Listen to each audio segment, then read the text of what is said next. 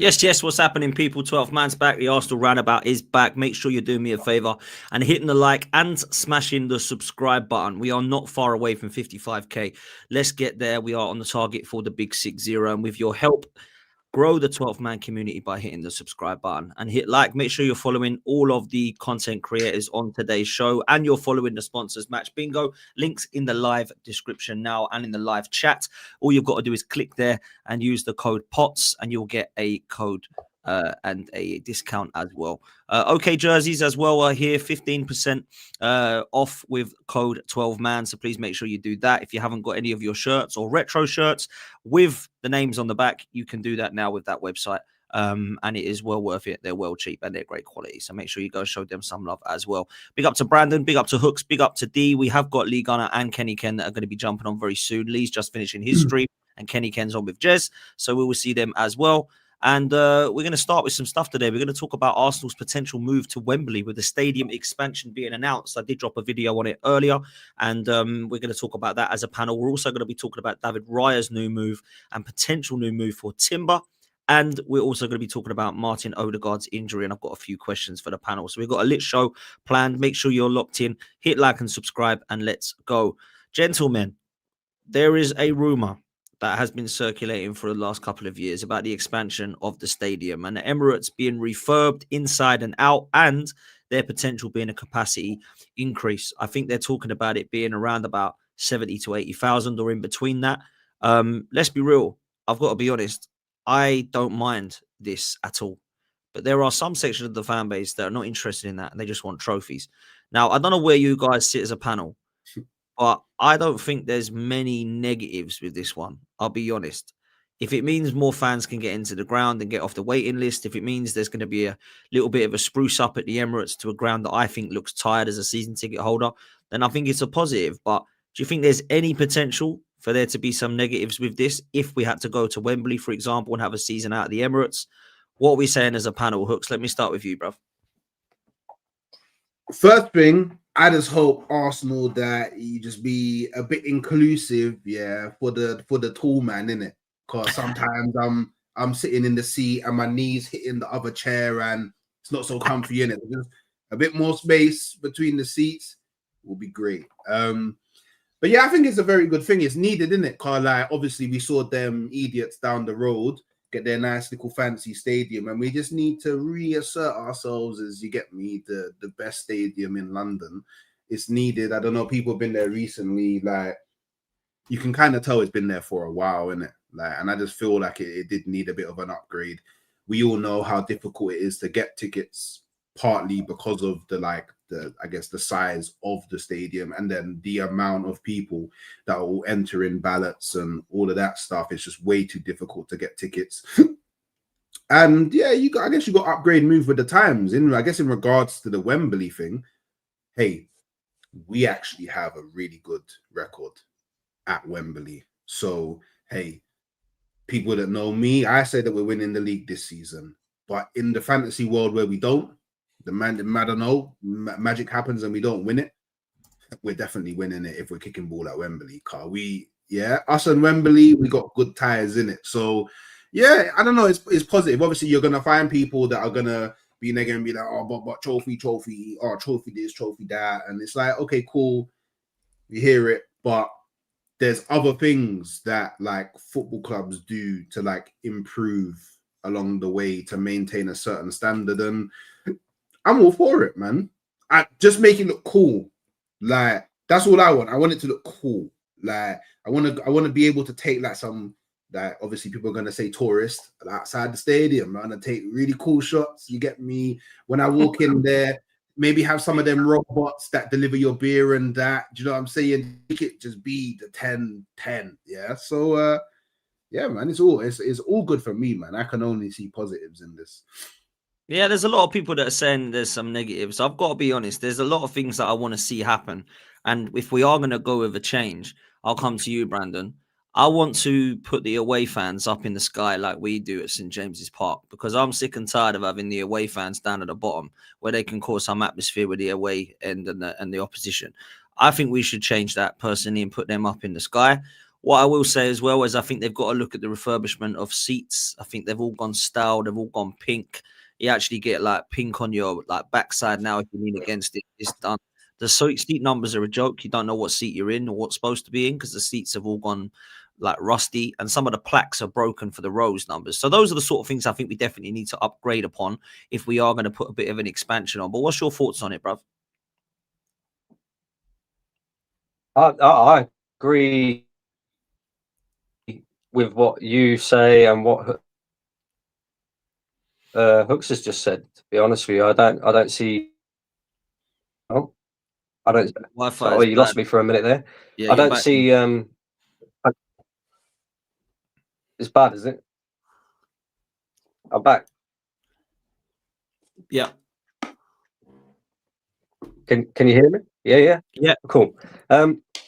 Yeah, I was saying I agree with you and Hooks. I don't see how this could be viewed as a negative thing, to be honest with you. I mean, let's just forget about the fact that it's Arsenal for a minute and forget about that, currently as things stand, I think we can all admit that Tottenham Stadium is probably the best in the country by a country mile.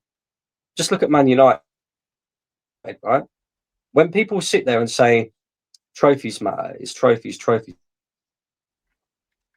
I agree, trophies still have to be won 100%. But Man United were winning many trophies, and they forgot to update their training ground. They forgot to become their stadium, their ground. Now look at their stadium; it's falling apart. The roof leaks every time it rains. Do we want to end up in a situation like that? I think it's sensible that we continue to improve as much as we possibly can, where we can, on and off the pitch. It doesn't really matter whether it's on or off the pitch. But, also you make some valid points that there's a hell of a lot of people waiting for season tickets. That's a long old list. The more people we can get in that stadium, the better it is for Arsenal, the better it is for the revenue, for everything. For the people that are waiting as well, the people that want tickets but can't necessarily go, because as Hooks pointed out, you've got the waiting list, you've got the ballot system. And again, I don't know why people would be upset with going to Wembley, because again, Hooks a very valid point. We do well at Wembley, especially in the FA Cups, for example. So, and at the end of the day as well, being at a different stadium is not an excuse to not be up there and challenging and winning trophies. That don't sit with me, full stop. It doesn't matter where we're playing. That don't make the difference to the squad and the players. And again, Dan, I agree with you as well. If we're going to do this, and Newcastle get away with it, teams in other leagues like Barcelona, for example, they get away with it. If you can put the away fans in the skies, and it helps give you a bit more of an advantage because they can't create an atmosphere, and you've got more of an atmosphere when you're at home, and you're not having to sort of allow them to have their sort of voice within the game. Why not do that? I mean, I think that would be a great idea. Put them in the skies. If they can get away with it, why can't we? You know what I mean? So get it done. And it's not until 2027 either. So it's not even like we're talking about, we're midway through a season this season and all of a sudden we're going to have to move to Wembley. This is like in a couple of years' time. So I don't know what people are panicking about personally. Nah, look, I've got to be honest, D, I saw you at the weekend. I know you were sitting in the nice posh seats in comparison to me, bro. But I'll say it. I think when we were in the scenario of looking at refurbishing it, I think it is looking tired, bro. Like you said, we spoke off air. You went, yeah, man, it's tired. 20 years now. I think it could be a good thing in terms of that. But having to muck around and potentially go to Wembley, there's a lot of fans that are saying this is just an excuse for us not to win something again and say, oh, this is an excuse because didn't win because we were moving again. So what's your take on it, brother? I agree with everything that everyone said. I think in relation to the Newcastle away fans, I think that's down to legislation. I think those away fans have to be there. I don't think it's a choice. So I think I don't think you're actually allowed to put away fans up there. And in regards to the actual ground, the ground is looking a little bit raggedy. Like you got to have pride in your home, innit? You know what I mean? Like when people come to your house, you want them to see the home looking nice and clean. I'm talking about your own home. So when teams do come to the Emirates, you want them to feel like, yeah, this ground is incredible. If you was to ever go to the Bernabeu or the Nou Camp, you're going to feel an aura of just brilliance. You know what I'm saying? Just like old school, and just say, yeah, this is incredible what you're witnessing. That's what we kind of want. We've kind of lost that a little bit, because you go to our ground, it's YouTubers. You see YouTubers all over the wall. You know what I'm saying? You see YouTubers all over the wall. You see all types of like, just, I know it's like meant to be like a real family club, whatever, but it doesn't feel like it's all about football. Like, I mean, it's not all about football, which is, I feel some other places are.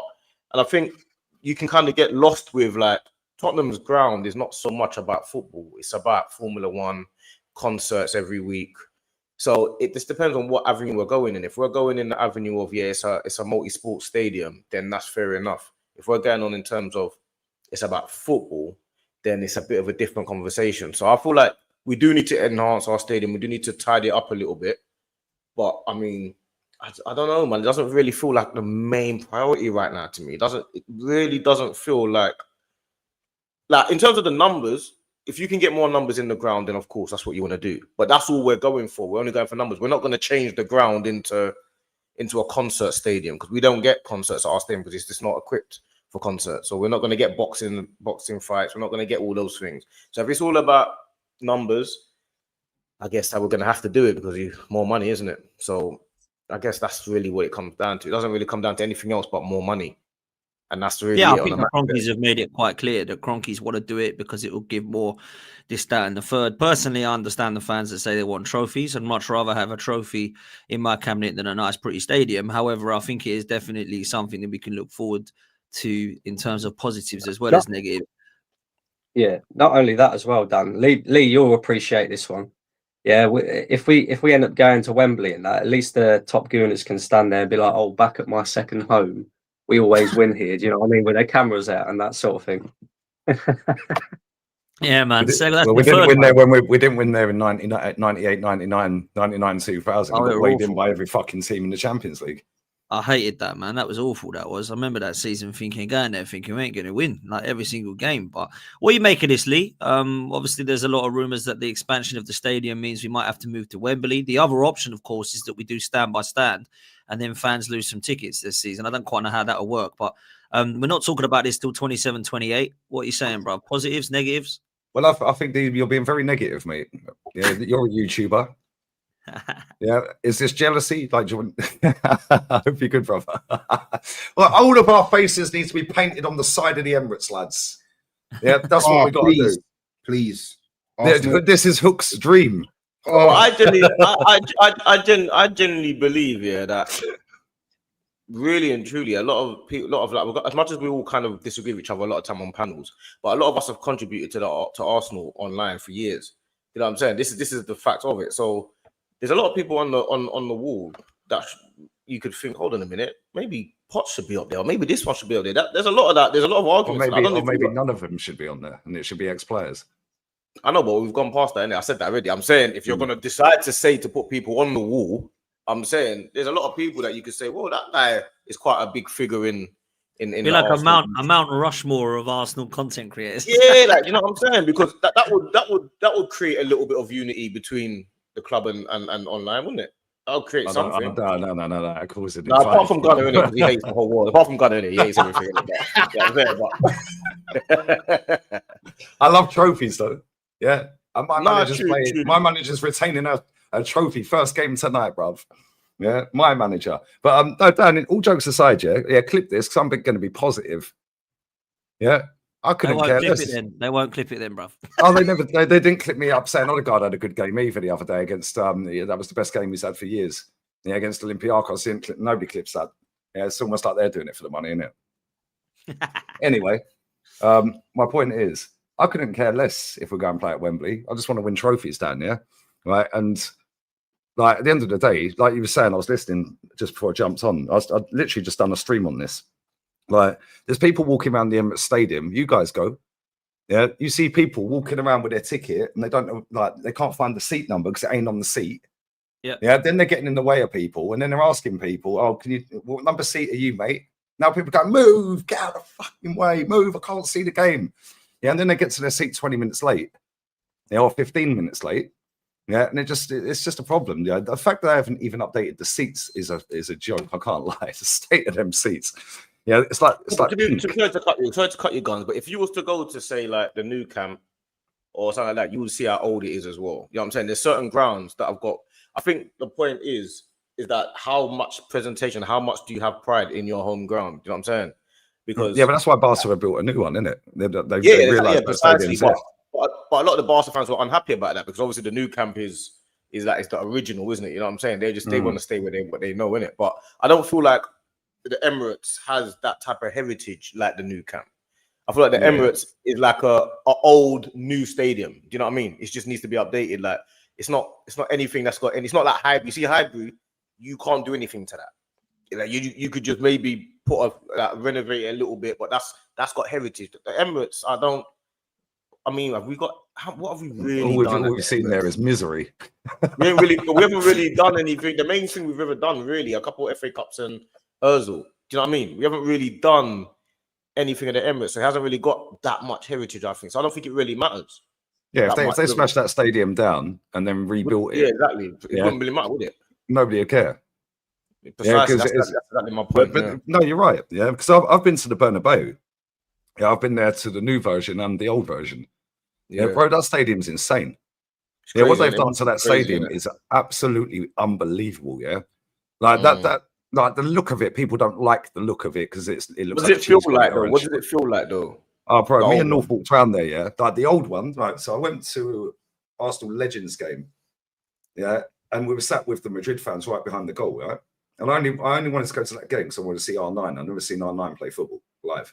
Yeah, and they never played him. I was fucking fuming. Yeah, they didn't bring him on. Yeah, I was like, you're taking the mick. But Roberto Carlos, all these man Raul and like all the ballers, like Sol Campbell was there. Highbury, R9? Nah, never seen him play. I've never seen Ronaldinho live either. Yeah, that's the only player I haven't seen live. Fucking jarring, man. Yeah, but it's like when you go to the older version, it's still the same now. When me and North walked in there, for the stadium tour, we couldn't go and sit in the on the dugout because they were renovating the pitch again, right? And we couldn't go in the dressing room because they were doing work in the dressing room as well and renovating stuff in the dressing room. Obviously, getting rid of Ancelotti's stuff for Alonso and that, yeah. But when you walked in there both times, bro, it just stinks of success. Yeah, it just stinks of success, bro. Yeah, and this is the thing about moving stadium, and getting a new stadium. Ask West Ham fans; they're going through it now, albeit they haven't had a lot of success. I was just about to say that. It's like they've moved to that bowl in Stratford. You need your goggles out. They can't stand it. They cannot stand it. Bro. And it's the same with what you just said a minute ago about the Emirates. It's like a vintage car against a brand new. Brand new car, like with all the computer stuff in it. It's like one of those things. Like what's more like, I don't know, classy, or which one really affects you more? The vintage car, or is it the classic Aston Martin or something like? You know what I'm saying? Or the new Tesla, or the new Tesla. You know what I mean? Yeah, it's not the same. Yeah, but like this is why Real Madrid Stadium. Yeah, even though they've put that wraparound on it and all that, and a lot of people don't really like the look of it.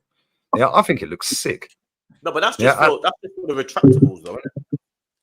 Yeah, but at Letty Stadium, I've been to the new version there. I've never went to the old one.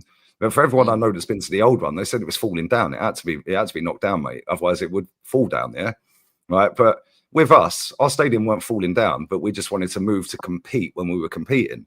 So when I look at it now, I'm like, well, okay, cool. Put YouTubers outside all around the ground if you want, if that's your thing. Yeah, we do concerts as well, by the way. Yeah, not as many as Spurs, but we have had concerts. I'm not sure we've had the Killers in Coldplay. Yeah, but I'm not sure we've had any boxing. And what's mad is you can actually go down there with a pint if you want, if you go and watch the Killers, but you can't if you watch Arsenal. But the thing for me, and you were spot on it. It's legislation that puts them fans up in Newcastle upper tier. Yeah. It's legislation because apparently there's more disabled fans that go to Newcastle. That's what I heard. I don't know if that's actually factually correct. Yeah, but somebody was telling me a couple of months back that there's more disabled fans, so they take priority in the lower tiers, obviously. Yeah, and anyone who's been to Newcastle, that is a fucking mission to get to that upper tier. Oh, it's like stairs, 18 flights of stairs, bro. Stairs, no lifts. Yeah, and 2 years ago, I think. Then you're row Z. Judge's back went when it first about 3 years ago. I don't know if you were there, Stricto. Judge's back went and he halfway up. It's just like, he's like lying on the floor. It's so bad.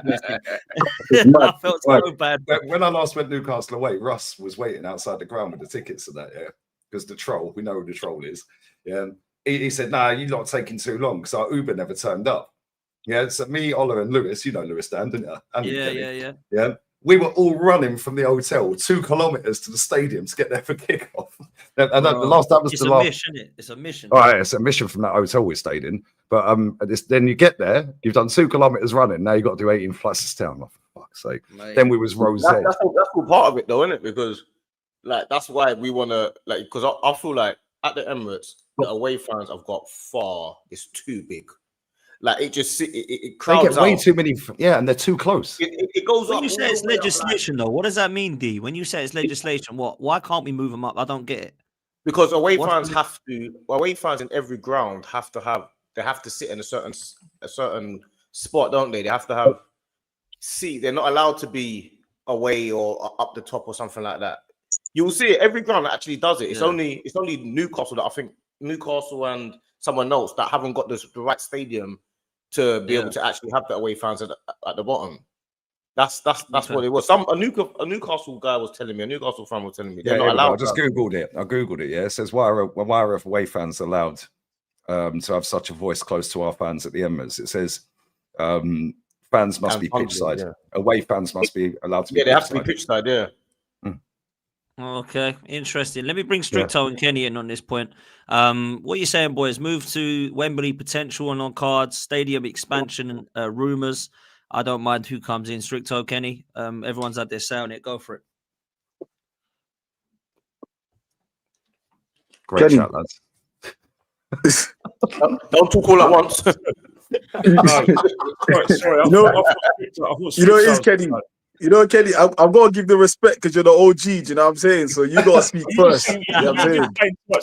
I see him at the ground the other day pushing past people, barging through everyone. I was like, see, that's a stereotype, isn't it? No, but honestly, Old Trafford as well. You're Old Trafford, you're not quite in the gods, but you're not in the lower tier at Old Trafford, you know, the away fans. But, you know, this thing about, 10,000 extra seats, I think about 10% of them go to local fans, but I think if any fans, and that includes you guys, you generally think that you're going to benefit from it, think again. This is going to the corporates. It's all about getting more money. You guys are a sure thing. All of you guys are. The corporates are the ones who bring in more money, and they bring in potential sponsorship to the club and their sponsors as well. So it's for their benefit more than anything else. But again, it's all about. Well, but remember, we lose a lot of revenue because Tottenham, they hold boxing, they hold NFL, and they hold concert. And I couldn't help hearing the next concert at the Emirates is going to be in June. And wait for it. It's going to be Boys Own. They're going to be there. So if any of you guys fancy a bit of 90s crap, get yourself over. Uncle Ken,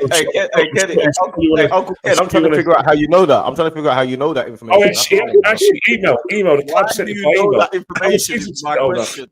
I got a season ticket holder.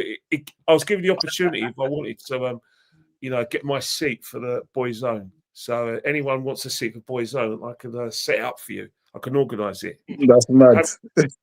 2 free tickets, 10. Don't worry, I'll sort it out. Don't worry about that. I can't lie. I do know a few Boys On songs, though. I'm not gonna lie to you, bro. Let's not act like Boys On's not hard, bro. Come on, bro. I don't know, man. Shall we sing loud together? No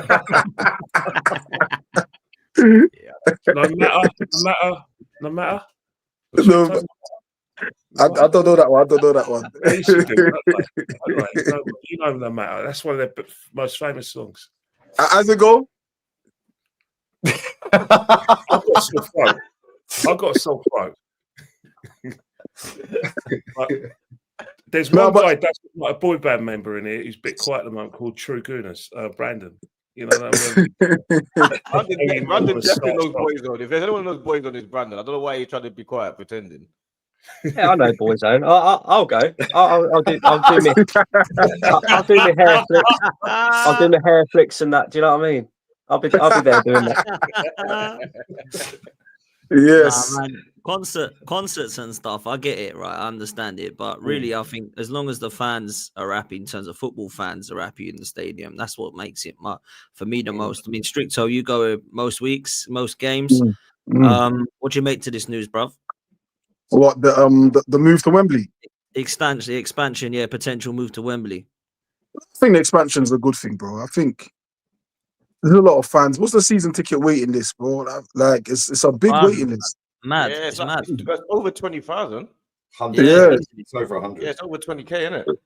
so that will get at least a lot of people an opportunity to be able to gain access to the stadium, to match days.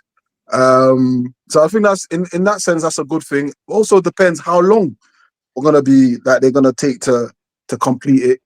Because if I remember correctly, when we was last at Wembley, that was horrible, bro. Like, especially in the Champions League nights, if you don't remember, we could barely win there, bro. Like I remember Batistuta. Was it Batistuta?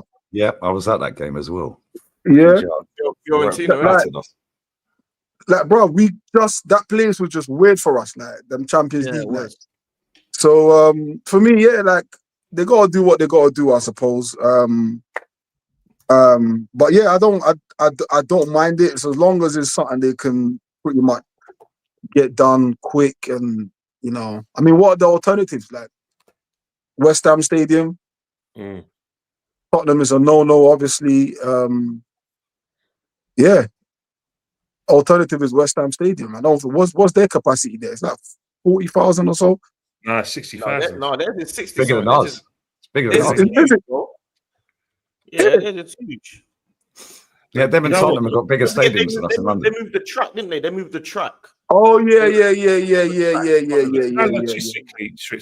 Logistically, it actually wouldn't be a bad idea. But the problem is that it's not a football stadium, is it? But logistically, it's actually better to go there than Wembley, surely. Because all you got to do is just get on go from Highbury Islington, get on the North London line, few stops. Yeah, but Kenny, sorry to cut you, brother. Yeah, that's all right for you guys that live in London. Yeah, but for the ones that don't, Stratford's a ball ache, innit? Let's be real. Yeah, but It's easy to walk. They don't let you go to the station that's closest because they don't want too many people walking at the same time. So you have to go to the other station. That's what the problem is. It's not so much. If you could go to that, the A406, the A406 is a nightmare most times. You got A12, to be doing that to be going.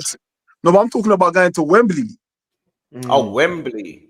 Yeah, the A406 is a nightmare, bro. Like on most days, took less of like event days as well. Like so, man. Like obviously, I'm for it. I've been thinking there should have been done an expansion a while ago, anyway. And I would like to see a new redesign, like make things look nicer and more niche and all that kind of stuff. Because I ain't gonna lie to you, bro, that Tottenham Stadium, bro, is one of the nicest stadiums I've ever been to, bro. Like, it's like everything they've got there is nice, bro. Like even like when I went when we played them there, it looks like a what them things they call it in Italy again, where the Romans used to fight the gladiators. What they call Colosseum? Oh, Colosseum, yeah. Yeah, bro, it looks like a Colosseum. So yeah, I don't mind us updating our thing, man. It's been 06 since we last had since it was built, innit? It's not a football stadium though, isn't it? Do you know what I mean? What, Stadium? No, Tottenham Stadium is not a football stadium, is it? It's like a tourist attraction. It's the North London O2. That's what it is. Yeah, but it's nice though. Like if the way they've designed it, is perfect for like it is nice. Like the home advantage here, like the noise and like they've obviously designed it to gain more home advantage in terms of the fans and stuff. It is nice. If we could get something like that going, bro, I'm for it, bro. I can't lie to you. The thing is though, Stricto, most of these upgrades are going to be upper tier, I'd imagine, right? I can't see how they're gonna expand a lower tier or a middle tier, like so the middle or upper maybe, right? So, like Kenny said when he jumped on, yeah, it's going to be corporate, a lot of it. Yeah. Right? There's 100,000 plus waiting list, right? And DJ said on the podcast yesterday, his ticket's 1,800 a year, and he's up at tier 1,800. So let's say the average is probably about 1,300. Let's say now, let's say they get another 10,000 in there, but they squeeze another 20 boxes or 30 boxes in there.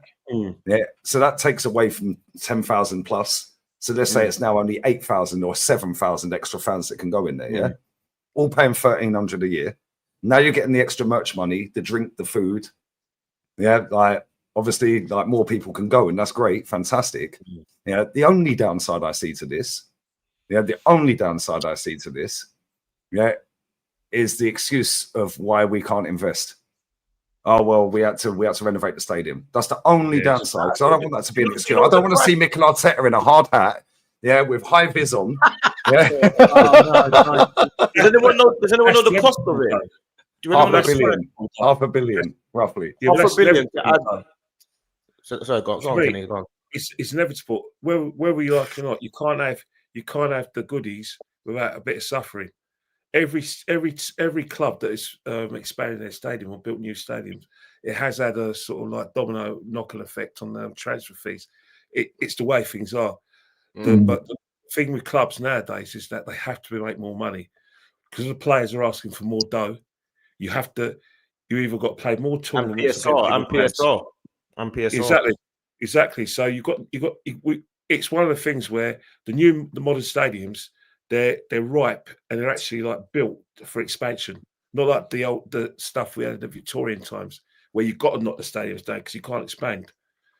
And the way we're situated, that it shouldn't really affect local services. But if Arsenal were to move away from the Emirates, the reason why I like Stratford is because there's not really transport issues. Like you go to Wembley, you're there for about an hour because you only go to one station from Wembley Park. You go to Tottenham's ground, they put you in some shithole called sorry, excuse my language, the kids are watching, Northumberland Park, and you've got to stand there with Spurs fans. So if we went to London Stadium, in and out, and within probably 15 minutes. That's my downside about it. Only problem with London Stadium is I can't stand it. I hate it there. It's the worst stadium, Kenny. What would you rather do, Dan? Would you rather be stuck in Wembley for an hour?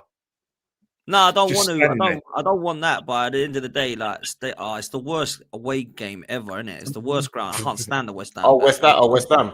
Oh, I hate it, man. I'll go anywhere. I'll go. Yeah, Kenny go Hackney Marshes if he could. You know what I mean? But I can't. It's right the border.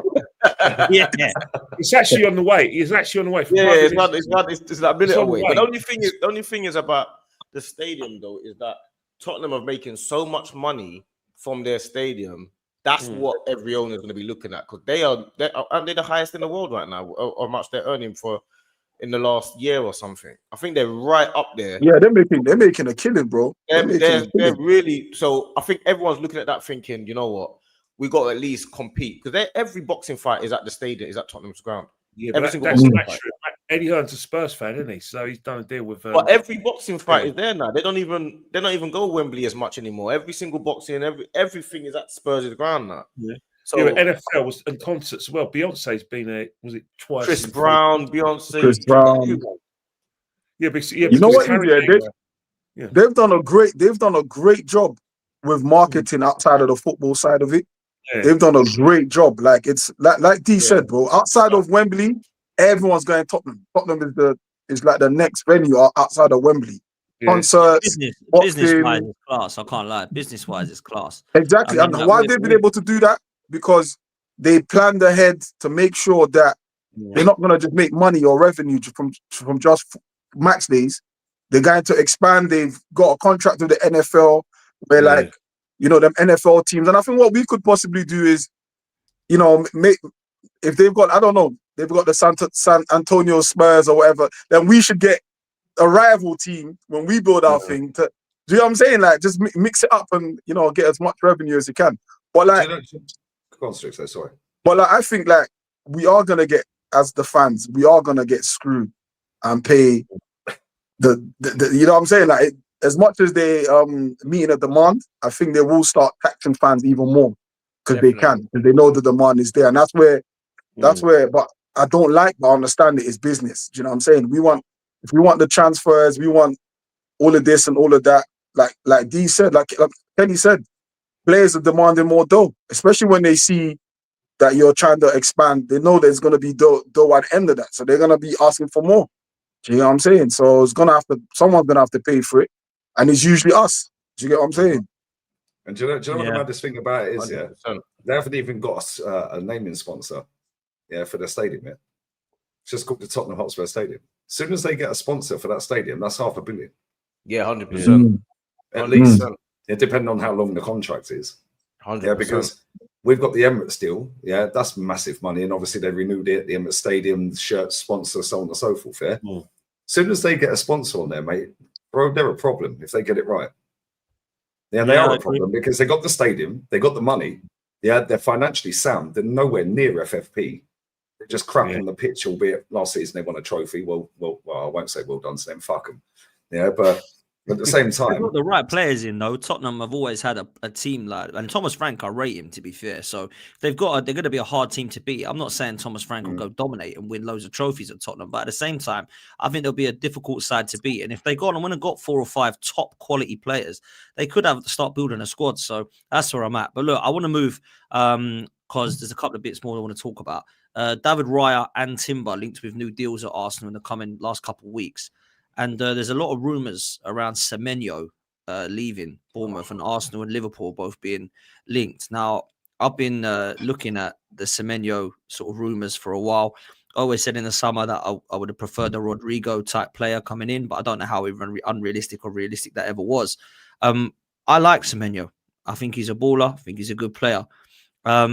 But I want to get some thoughts from the panel because Lee Gunner's already, I imagine, saying no from that reaction. So I want to get some other people's opinions on this deal because I quite like Semenyo. What are people's thoughts on this and the extension of Raya and Timber? Brandon, start with you. Yeah, I can't get an image that Lee's just put in my head over Mikel Arteta in high vis with Win the Dog and that. So it's like I can just picture them now, both in high vis on the building site. Do you know what I mean? Yeah, David Raya and Timber new deal. I think it's deserved personally. When you look at our wages and some of the deals that some of these players are on, I mean, David Raya, I'm not too sure how much money he's on, but I know he's not one of our highest earners. I know he's not anywhere near this sort of even like the mid-ranking earners at Arsenal as well. And you know, he's been very good for us recently. Very, very good for us recently. He's on 80K, right? 80K. So you know what I mean? Like we was paying bloody Reece Nelson 100K, Tommy Asu 100K. Do you know what I mean? So he's deserved of a pay rise. I think his performances sort of show that as well. Timber exactly the same. I think Timber's been outstanding since he's been at Arsenal, especially considering the fact that he come off the back of an ACL injury. He's played so much football for us. He's played at a very high level. I think he's definitely going to be here for the long-term future if we want to keep competing. And I think in that position, he's well and truly overtaken Ben White for me. I thought a couple of seasons ago, Ben White was pretty damn good at right back, but Timbers came in and just showed different levels to that position altogether. So again, fully deserved. What was the other question, Dan? About Semenyo. Oh, Semenyo. I like him. I think he's all right, but I don't think he's that top level player. I don't think he's like top tier, like you say, like your Rodrigos. And is he kind of like going to come in and be like another Martinelli? Do you know what I mean? In the sense that Semenyo likes to run at players. Semenyo is very good when he's got the ball at his feet and he's driving at players. I just don't see him being allowed that same sort of freedom in this Mikel Arteta system. We already see it. Our front four, in particular, they don't get the freedom that is necessarily required.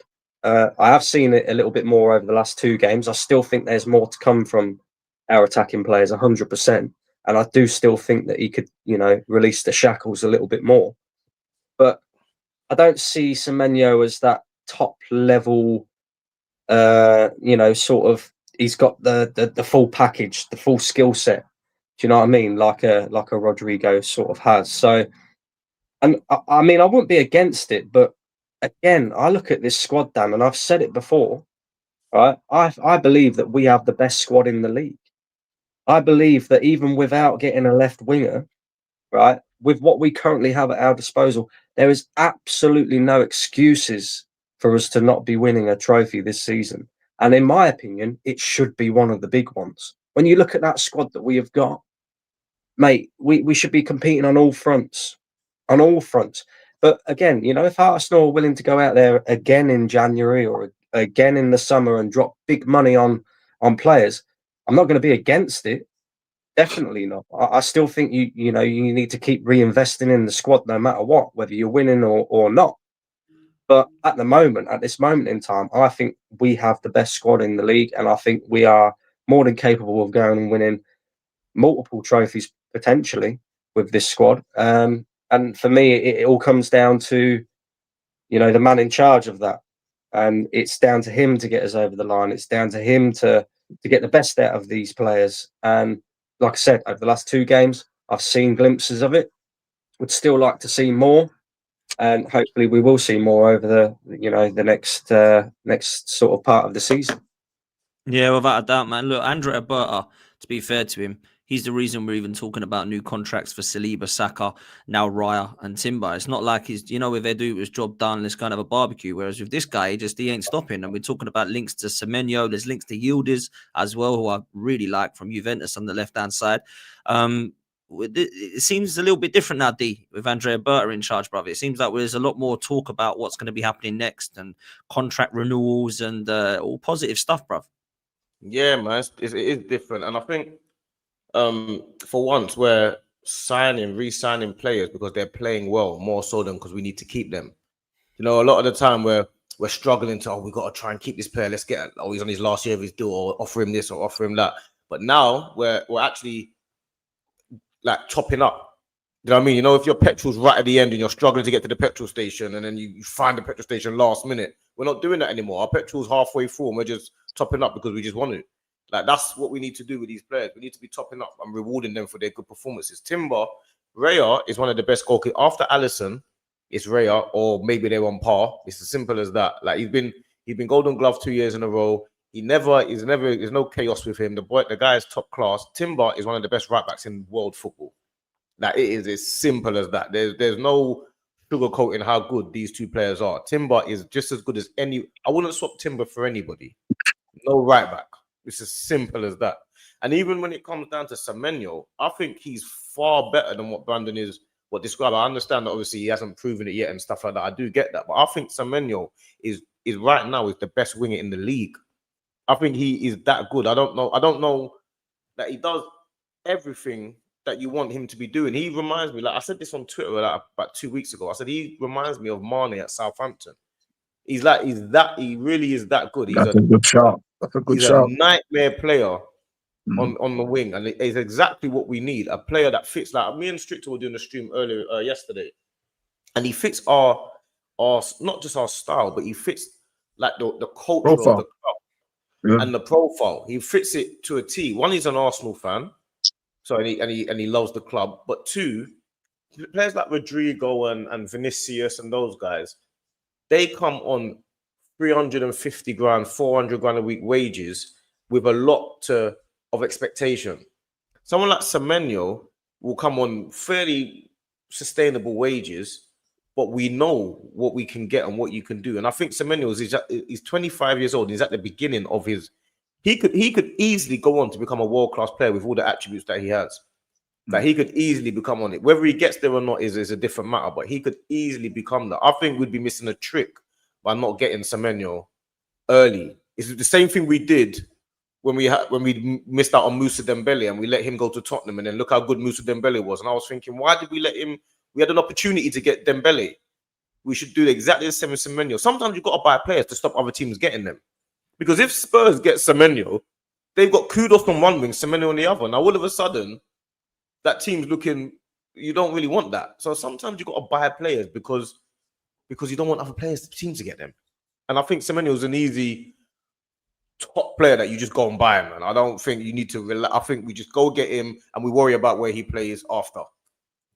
Honestly. I'm with you. I personally like him. I know Guns laughed when we said he was linked with him, but I didn't, because I actually quite like Semenyo, and I think there's definitely a mixed opinion on it. I do feel like he's balling out at the moment at Bournemouth. I think he's been one of the better players in the league, and I just like what he's got about him. I think he's showing some vibes which I'd like in this side. But before I come to Lee, because I know he'll explain why he's not a fan, let me come to Stricto and Kenny. Stricto, I'll start with you.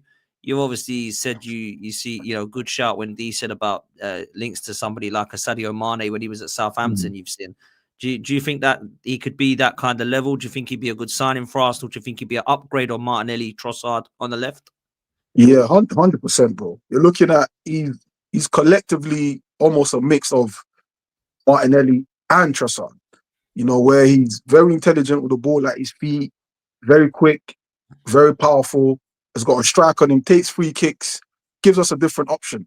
And for me, most importantly, with a player like Semenyo, and I think you'd get the difference you get with him and like your Vinnies and your Rodrigos is that he's humble type player. He knows where he's come from. He knows where he's at. I don't think we're getting a prima donna who comes and I don't want to track back. I don't want to do all of that. We already get a player who's going to, like Dee said, he's going to fit into the profile of every player. No one at Arsenal thinks they're bigger than anyone. I think how the culture is currently at this in the club and at the squad is everyone's pulling along the same side. We haven't got someone who's an out-and-out maverick on and off the pitch. And Semenyo I don't know him, but from what I see of him, he just seems like just one of the man them who just wants the ball, play for the team he supports. Do you get what I'm saying? He works hard as well. He works really hard as well. Works very hard. Like he literally, like we were saying yesterday, he literally fits the profile of what we do have, just with a bit more quality and desire. So far this season, 7th game, 6 goals, 7 games, 6 goals, 3 assists at Bournemouth. Causes chaos. He's a problem. I know he might not be as aesthetically pleasing on the ball as Rodrigo or maybe a Vinny, but I don't care about that. As long as you're producing, almost like Saka, for example. Saka isn't the most pleasing on the ball. He's not there doing boners and doing all of that, but he's effective. He's productive. He knows when to pass. He knows when to dribble. He knows when to, he does the right things all the time, and which is a skill that goes over a lot of people's head because people just want to see Saka doing Rabonas, doing all this other stuff. But, bruv, I just need you to be productive. And that's what you get with Semenyo. So for me, bruv, it just seems Semenyo makes more sense to me. He's a year older than Rodrigo. I think he's the same age as Vinny. I haven't checked that up. But most importantly, bro, he's Premier League ready. He is Premier League ready. He would walk into most of the Premier League teams. And I know it's just not, the name isn't sexy in it. Semenyo isn't sexy. You know what I'm saying? No one really is looking at it that way. But sometimes it doesn't need to be sexy. It just needs to be. Well, not to cut you straight, Toya. Let me just say one more point here. Do you know what I also like? What we're doing recently is we're buying players that are the pillars of their team, so we know that they can carry their teams. We bought Eze, who was the pillar of Crystal Palace. We bought Declan Rice. He was the pillar of West Ham. If we get Semenyo, we know he's the pillar of Bournemouth. I like that mix of buying the superstars of their team because we know what they can create when they come to our club. It's a bit different. You're buying ready-made guys that are ready for now. That's what I'm really looking for at the minute. Well, let me just say, because I don't want to get people too excited, and I don't want to shut people down, but someone's tweeted 3 hours ago that Semenyo is the final piece for Arsenal. Before you get excited, it's Eduardo Hagen. So I don't think we're getting him, basically, because that guy is absolutely clueless. But anyway, Kenny, before I bring Lee in, what you saying, bro? What are you saying? I don't know, man. Dee was talking about Semenyo and Kudos being a good partnership for Spurs, and shame they couldn't get Ghana to the World Cup, eh? That's not you said that, by the way.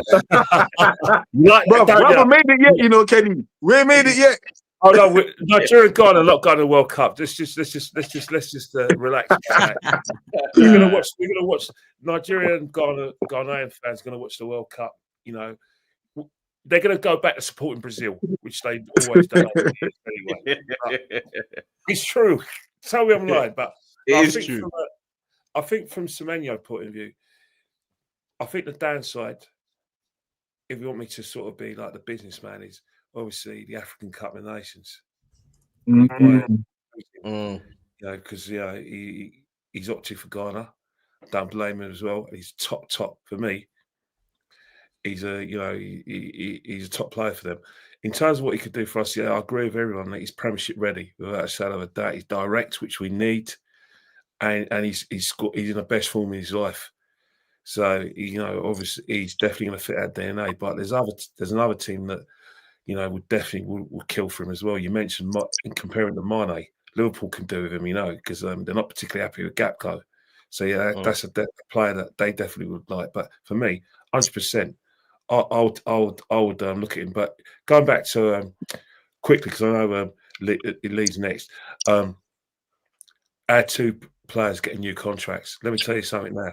Without Raya and Timber, that fabled defence that we have would be weak as piss. And I say it for a start because Raya is probably saving us about 10 or 15 points, and Timber. The reason why we can't be broken down and why we can't be overloaded is because of him.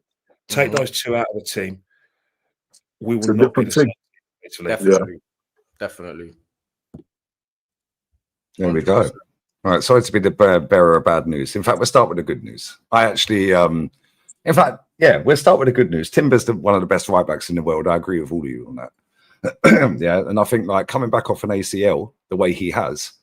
Yeah, it was his first game at Forest, right? At the Emirates, against Forest when he was at left back. The way that guy's come back, well, I don't see any fault in his game. I genuinely don't. And I said this on the watch along the other day. See, I am positive, but nobody clips that, innit? Yeah. I said, this guy, if he carries on playing the way he's playing, whether he goes on to win stuff, we'll find out, right? But he reminds me of Lauren that we had at right back. What did I say? What did I say? He said he's better than Lauren. I don't know if he's better than Lauren, bruv. Come on. No, what did I say to you the other day? No, Crypto said that the other day. He said that to me the other day. But I think Timber's in a world of his own. Honestly, I'll be real. I think there's other good right backs out there. Yeah, like listen, not all of us that sit on here watch every league in the world, so we don't watch them consistently. We're all invested in Arsenal. Yeah, obviously, I'm watch other leagues. But other people don't sit there watching, and I'm not saying I'm better by watching other leagues, whatever. Yeah, I don't watch the Italian league every week. Who would you put up there with him? Who would you say is? Well, Carvajal to me is one of the greatest right backs of all time. Yeah, and I still think Carvajal's a baller. However, Carvajal's coming to an end. Yeah, he's up there. He was up there, but I think Hakimi, Reece James. Reece James when he's fully fit is the best right back in the league. Koundé. I think the normal ones that we talk about. Koundé's only been good since Hansi Flick went there because I didn't rate Koundé at Sevilla. He was rubbish at Sevilla. No, I thought he was, but he can play centre back as well. Yeah, but bro, do you know what? Since Hansi Flick's been their manager, bro, he looks a beast. Yeah, although he got absolutely shanked at the weekend. Yeah, Alexis Sanchez, baby. Yeah, 4-1. They got ragged, mate. Yeah, that could have been 5-0 after 20 minutes. But the thing is, though, with that Timber, it's not so much about who you're comparing to. It's would I swap him for anyone? That's how I kind of. I wouldn't swap him right now. Ben White ain't getting back in that team. But the problem we have, and panel and chat, and I said this to Ola because Ola was like, "Oh, Ben White's a good backup." Yeah, I said that's all well and good, but if Timber goes out with another ACL. Are you comfortable with Ben White playing all season? Because I'm not. That guy looks finished. Yeah. But this is what happens when you play a player that needed knee surgery for 3 months. Yeah. And didn't give him his knee surgery. Now, when he's playing, he's all over the gaff. Yeah. And Ben White's a good overlapping fullback and he can cross the ball. Yeah. But at the same time, when Timber's in there, well, you just know it's a long day for every left winger. Left winger. Yeah. The only left winger that's really cooked him. Yeah, was Gordon. Yeah, in the Premier. Actually, that was the Cup, I think, and probably I think that was the Cup. His hardest game was Kudos. That was Kudos. Yeah, Kudos gave him a game, and Cavra, but he weren't even fit for that game against Cavra. He even said it on the podcast. Kudos. Yeah, so it's like Yeah, Doku's giving him a run around, but when people say cook him, yeah, it's like, you know, I see It's these a battle, stupid stats. basically. It's a battle. Yeah, but I see these stupid stats of, oh, he took on his fullback 9 times successfully. Okay, cool. What did you do after that? So you might have kicked the ball around him because you're quicker than him, yeah, and run round him. Does that mean you actually, like, do you know what I'm saying? So Yeah. Then he like, gets a block. I wouldn't swap Timber right now for anyone. Yeah, and I'm being straight up. Yeah, so you can all clip that as well. Yeah, as for David Raya, David Raya this season, has saved us probably about 6 points. Yeah, Andy's probably saved us, in the Champions League the other day, because that save he made from Podence was unreal, mate. Yeah, that save was an absolute joke, yeah. Right, and that came when it was 1-0 to Arsenal. Yeah, that would have been 1-1. All of a sudden, the crowd get, oh, fucking here, oh, shit, and it all goes flat, and that feeds in, so on and so forth, yeah. But in terms of the contracts, I like the fact that we're signing these players up to new deals. Yeah, because Timber's on 90 grand a week, Raya's on 100, yeah. Right, and in comparison to some of these other players at our football club, they must be looking at it. The Saliba's just gone to 250, right? But at the same time, they have to win stuff. It's all well and good getting new contracts on top dollar, and extra money. You haven't won anything for us, mate. Yeah, Eze, I'll give you another example. What you guys said a minute ago, about Eze. Eze was the top boy. So was Elise before that. Yeah, him and Elise were the ballers there. Yeah, we know this, right? And Anderson as well. He was a 6 centre back, right? But Eze wanted to sign for Arsenal. He's come through the academy. Yeah, he was on 100 grand a week at Palace. Why did we give him an extra 80? That makes no sense because he wanted us, only us. So why did we nearly double his dough? Why didn't we just say, cool, we'll give you 110, 120? That's where I have an issue with some of these deals here because yes, it's good that we're not letting them walk out the door for nothing. Yeah, Nonny's 3 times his wages, by the way. He was on 50. That's crazy. He's now on 150. And all these journalists were telling us that he's going to come to Arsenal for the same fee. And I said, no way in a million years, mate. Yeah, he's on 150. Right. And it's like, I like the fact that we're being proactive with it. But at the same time, when these players sit there and go, oh, as soon as I spoke to Mikel, no, as soon as you found out how much you're getting paid, bruv. Yeah, let's not pretend. Yeah, Declan 4 times his wages from West Ham to Arsenal. Of course, he's coming to Arsenal. Yeah, Gyökeres is on more money than Mbeumo and Sesko individually, obviously. Yeah, Sesko's on 160, I think, and Mbeumo's 150. Right. So whilst it's good we're doing that, and I rate Berta, and I think it's good that we're doing that, ultimately we're overpaying when we don't really need to overpay. Because let's be real, Saliba has gone to 250, from 180. Why are we giving him 70 grand a week extra? Because Real Madrid ain't going to buy him. Yeah, and I thought they would, by the way. Yeah, so I got that one wrong. Clip that. Lee Gunner said he's wrong. Right. But at the same time, it's like, who else can actually genuinely afford some of these players? How many clubs in the world can afford them? How many need them? And how many genuinely go all out to get them? Yeah. And these players will stay. Yeah. So Saliba is a prime example. Yeah.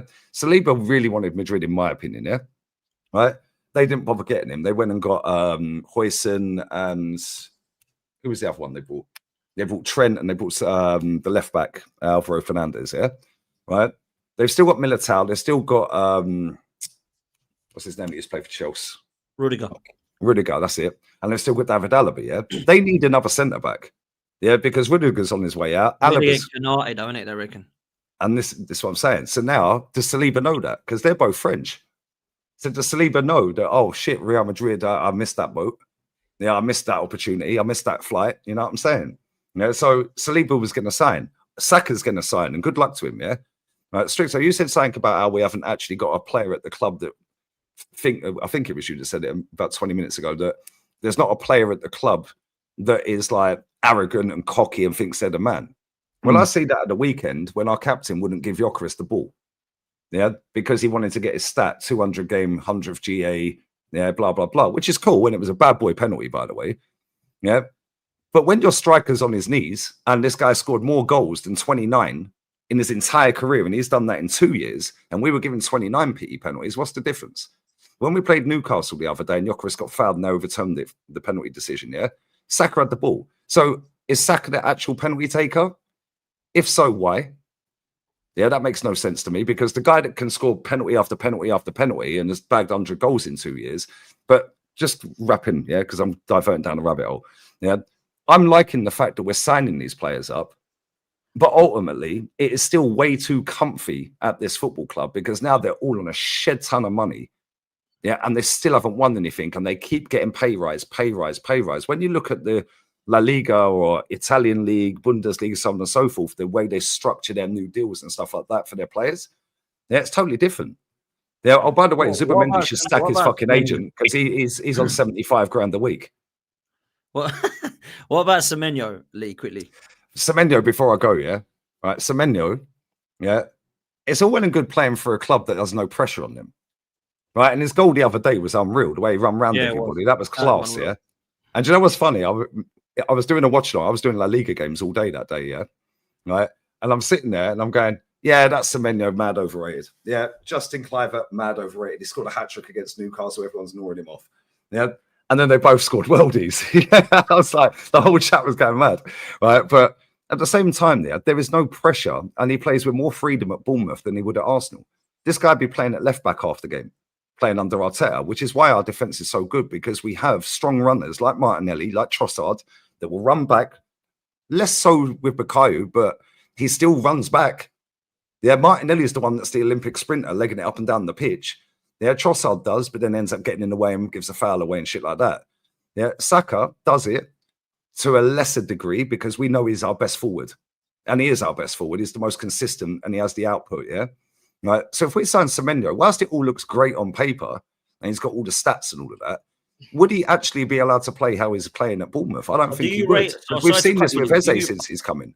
But do you rate Semenyo, and you don't think Arteta can get the best out of him, or do you just not think Semenyo's that great and we could get better? That's what I'm not getting. We can get better. I think Rodrigo's miles levels better than him. Don't care if he ain't played in the Prem.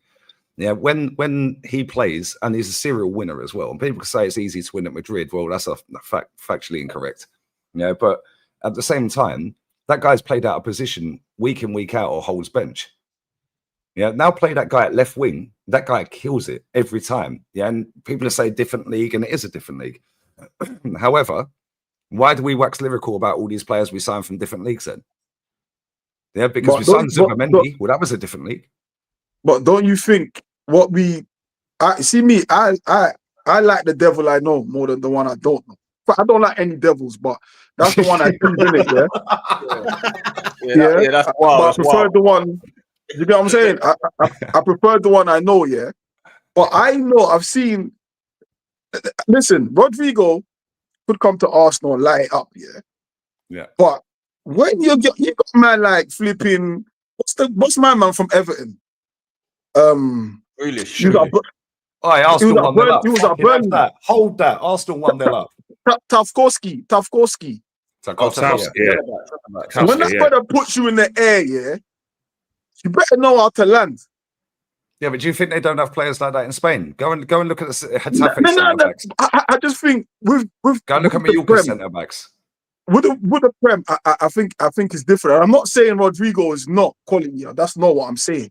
But equally, I just think for what we're going to get, or we don't know what we're going to get, I'm more inclined to think I know what I might get with Semenyo. I know what I might get. His output, his defensive work, like you said, Rodrigo is going to come Arsenal. You're saying Arteta might not get the best out of Semenyo. Then how do we know he's going to get the best out of Rodrigo? But Rodrigo's a better player. So Rodrigo will get the best out of himself. Rodrigo is more techie. He's got a mentality that's a winner. Yeah, and we've seen that with all the trophies he's won over the years. Yeah, he's younger, but like you said, he hasn't really been involved in it. He's holding bench. He's holding bench. He's at a club. No, he's at a club. He's been holding bench recently. Let's not do this, bro. No. He's at a club where the club. Let's not lie here. Real Madrid are levels above Arsenal. Yeah, trophies. The trophies show that. Their Champions League show that. Their pedigrees is different. So I'm saying to you, I'm seeing a winning mentality from someone at a smaller club. And yes, he might come Arsenal. It might be a big. Sorry to cut over you, Stricto. Yeah, right. When you say winning mentality, he ain't won nothing. Who? Semenyo. But you don't need to win something to have a winning mentality. It's you can't claim that you're a winner and not win nothing. But it's not him one. It's not him one. It's everyone else. He's in a place where he's probably the only one that has that mentality. Yeah, but how do you know Rodrigo's that? at a place where everybody has This that is all mentality. assumptions. And by the way, yeah, when you said Rodrigo holds bench, yeah, he played 54 times last season for Real Madrid. But he's holding bench now. He's holding bench now. Yeah, this season. Yeah, Yeah, so but just because he's holding bench now doesn't mean that all of a sudden okay, this guy's a rubbish if footballer that's got no winning no. mentality. This By one, the I'm way, not saying. this I'm guy's not won saying about it's 15 rubbish. No. trophies. Yeah, in his, These are he's two won, different things, bro. he's I'm won not 2 saying the Champions brother's Leagues, 3 rubbish, but Spanish Cups, 2 but Super you're Cups. naming Real Madrid. Everything you say, I can say that about every Real Madrid player. Okay, cool. It's not because of can you tell me Rodrigo. how many trophies then? Can you tell me how many trophies Go on. Rafa Benitez won at Real Madrid, Pellegrini won at Real Madrid as manager, and all the players that played there at that time? Can you tell me about Lopetegui when he was at Real Madrid? How many games he lasted? Yeah, we can Camacho. Yeah, I can carry No, on. but Just but 'cause it's you're Madrid. talking. No, but Twitter, you're they've saying sacked 10 it like. managers, bro. Hold on a Yeah, they've second. sacked You're Nick, sorry. saying it like They've sacked 10 Rodrigo. managers When since we've Rodrigo won the plays for league that ain't Madrid won or he nothing. doesn't play for Madrid, they're winning shit. Rodrigo's influence isn't the ultimate influence at Real Madrid. Let's not do this. Okay, well, the He's reason they not. won the Champions League a couple of years back is Semenyo because he can go played Real twice Madrid off the right bench now. against Chelsea and Man City. Semenyo can go Real Madrid and win shit They wouldn't sign him because he ain't good enough. equally. Huh? They wouldn't sign him because he ain't good enough, bro. They would sign him. Why wouldn't they sign him? So Why wouldn't they sign him? They've signed players that ain't as good as him. Like who? Adebayo. Well, he won a league. He went, but he's not. And he scored one of the most important goals in that winning season, by the way. But exactly, but they have to sign him first, right? Yeah, but Adebayo was a baller, bro. What are we doing here? No. Adebayo was not a baller of Real Madrid quality. No way. No way was Adebayo a baller of Real Madrid quality. No way. No way. But my point is, Semenyo can go Madrid right now and play, or at least sit on the bench with Rodrigo. He's coming from a lesser team, yeah. But I can't argue that he hasn't won. I can't. He's not won anything. Yes, he hasn't. It's the club he's at. But put Semenyo in Real Madrid, he's winning shit. Put me in Real Madrid, I'm winning shit. But again, that's not to lessen. That's not the case. That's not the case. That's not to lessen Rodrigo. That's not what I'm trying to do here. I'm making a case for Semenyo. My case for Semenyo is not to take away from Rodrigo. You're saying, but he's won shit. Of course he's won shit. He plays for Real Madrid. Yeah, just because you play for Real Madrid don't mean you win shit. But your chances of winning shit are higher, no? Yeah, because they've got an elite mentality and they've got elite level players and they've got an elite level set of fan base, yeah? Right? That demand win shit. Yeah, I'll give you an example, right? Xavi Alonso's first league game, bear in mind he's a legend of their football club. The first league game, they got booed off at half time. Why aren't they trusting the process? Why? Because it's Real Madrid. You have to win, mate, and you have to do it in style, yeah? No. Right? So just because it's Real Madrid doesn't mean, yeah, people are saying in the chat, Huijsen, yeah? Right? Huijsen went to Madrid, yeah? Let me tell you right now, that guy will not be at Madrid in 2 years, mate. Yeah, because that guy is at his depth. Let me ask you a question, Lee, yeah? Because I kind of get what you're saying. Do you think, yeah, what's more impressive? Like, Eze winning trophy with Crystal Palace and Isaac spearheading Newcastle's League Cup campaign, or Rodrigo winning at Real Madrid? Well, both, all three of them. Yeah, all three of them. Because guess what? The Yeah, but trophies do you are not still find that name of the game. No, because I ain't interested in the romanticizing over. Oh, it's the oh my god, oh the magic of the cup. Oh my god, we've had a giant killing. Oh my god, this little team won. Let's not pretend Crystal Palace ain't spent a fuck ton of money. Yeah, let's not pretend that they don't get 100 million a year. Yeah, just to be in the Premier League. Let's not pretend, yeah, that their player that we've just signed, Eze, who you mentioned him, was on 100 grand a week, and they're paying Eddie and Ketty 90. Let's not pretend like they're skint, bro. They just don't have the ambition. Yeah, but now they've got a very, very, very good manager, that has won previously. Yeah, at Frankfurt in Europe, who again are a team, yeah, that are not considered a big team in Germany in comparison to the rest. He managed to win them a Europa League, and yeah, cool, fair enough. Not all the other big teams are in that; they're in the Champions League, yeah. But you still have to win it, and this is why I have the ump with teams like Brighton, Brentford, Fulham. They're pointless. Just fucking get rid of them. Waste of time. Could Rodrigo go to Bournemouth and have the impact that Semenyo's having? He doesn't need to. It's like when people say, "Well, could Pep do it at Oxford?" He don't need to, bro. Yeah, No, it's proof he can do it at the highest level. It's not the same. It's not the same, because the difference when you say Pep at Oxford is you're not comparing it to another manager. So I wouldn't assume whoever the Oxford manager is can do a better job than Pep. I would think Pep could do a better job. I'm comparing. Okay, so two why players. would Pep, after he done it at Barca B team, to get the gig in the first place? No, you're missing my point. I'm not saying that Go on. Pep couldn't do it. I'm not saying Pep can or can't. I'm saying you have to compare Pep to the Oxford manager, and I'm pretty certain. How about flip it around, D? Yeah, could Semenyo do what Rodrigo's done at Real Madrid? That's Definitely, no So doubt you're about telling it. me he could win Champions League single-handedly? Not single. What do you mean single? Well, he has, because he came off the bench against Chelsea when they were 1-0 down. Bro, Semenyo, I think like, 2-1 down, and he bagged 2 goals in 2 minutes. He done it against Man City as well. No one ever rates players. Obviously, I understand until they actually do it at a certain level, which you have to prove. So I understand that, but I think you're underestimating how good Semenyo is. Like Semenyo, if he goes to Real Madrid, I don't think he would be like, oh yeah, he's out of place at Real Madrid. If he played at Real Madrid, I think you will realize he's a lot better than this was happening. I'm not saying he's a shit footballer. Thomas Graverton was starting at Thomas Graverton was a good footballer. He'd be the best midfielder in the world. Royston Drenthe. Who remembers him? Yeah, Royston Drenthe was a baller back then. He was dead, man. Come Premier League and stunk it up. Dead. Yeah, That's what I'm saying. It don't just because you play for Real Madrid. Yeah, So because you play for Real Madrid, you're guaranteed to win. Players. Yeah, but what I'm saying is Modric went to Real Madrid. He was booed for the first year. They wanted him out of the club. Modric. How toxic? Why didn't they trust the process? No, but what I'm saying is he's here now. He's got the shot on. Just back him. No, but they wanted Modric out of the club for a year, didn't they? He was rated the worst Real Madrid signing. Do you remember that? Yeah. He was ranked as the worst Real Madrid signing ever. Ends up becoming a great, bro. Can you tell me what Semenyo's better at, than Rodrigo at though? Because I'm baff. Semenyo's a good player. How can in this era? Power, Pace, strength, hold up, pace. What do you mean? Shooting, free kicks. Rodrigo's proving it on a higher level. You're saying shooting? Yeah, power shooting. and pace. Yeah. Right, okay, cool. So power and pace. How much pace has Harry Kane got? How much pace has Trossard got? But you just let's compare the two. You just asked me a question, yeah? What is he better than? I'm not talking about Harry Kane. So because he's taller and he's stronger, that's better. I don't know if he's taller, but he's definitely stronger. Well, definitely because he's got more strength, that means he's better. Yeah, so fair enough. You've answered the question. Technically, he's nowhere near Rodrigo. I think technically he is. What I think you're mistaken is Rodrigo's got more flair. But flair does not equate to being a better player. No, I actually think Semenyo's got more flair, if I'm honest. I don't think so. I think Semenyo actually keeps it very simple.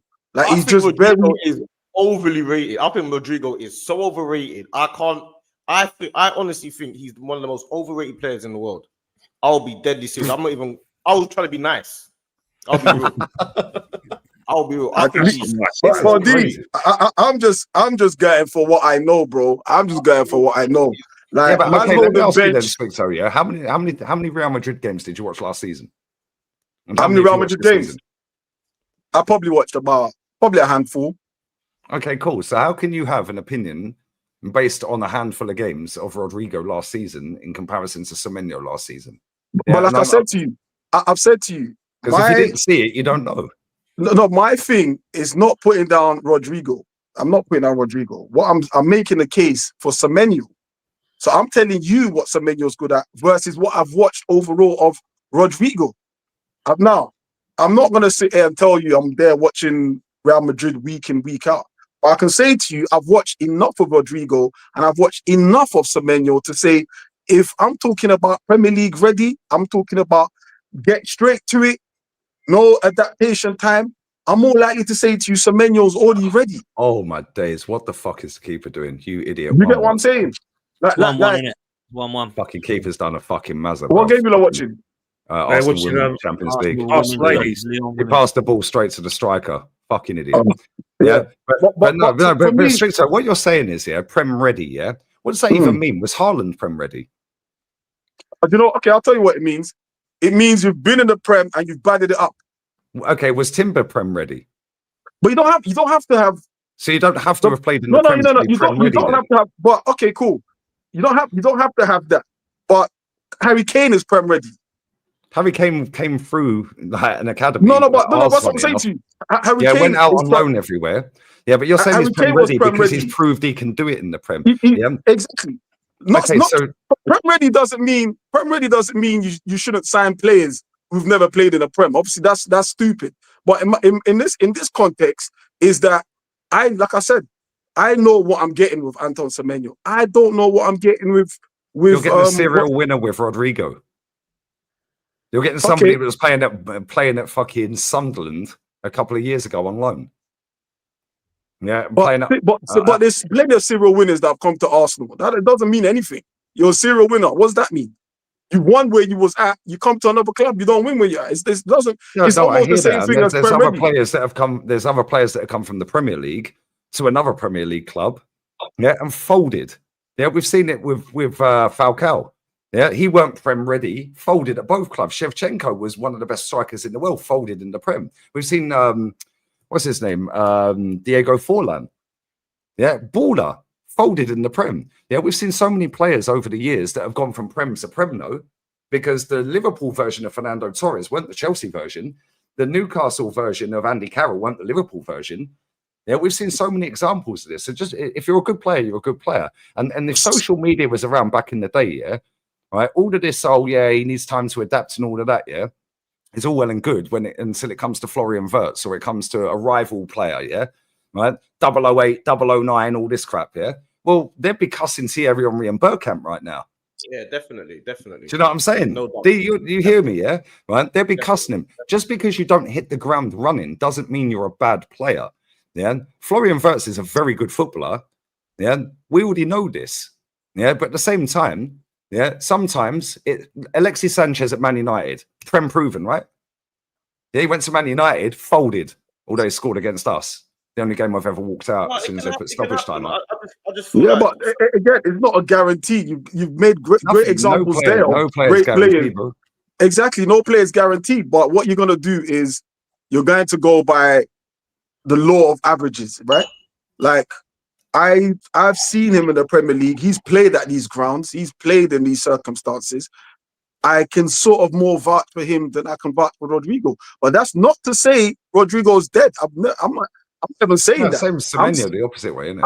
I'm saying, like, I personally would love Semenyo Arsenal on that left-hand side. Yeah, he's a flipping he reminds me of, like you said, Mane. But for me, he's like the attacking this is version. Why Liverpool will probably sign him. I hope not. Do you know what? Before I bounce, because I do need to go. I'm 20 odd minutes late for this game, yeah? Right. Before I go, yeah, this has been a great conversation, by the way, and we ain't all screaming and shouting this week for a change.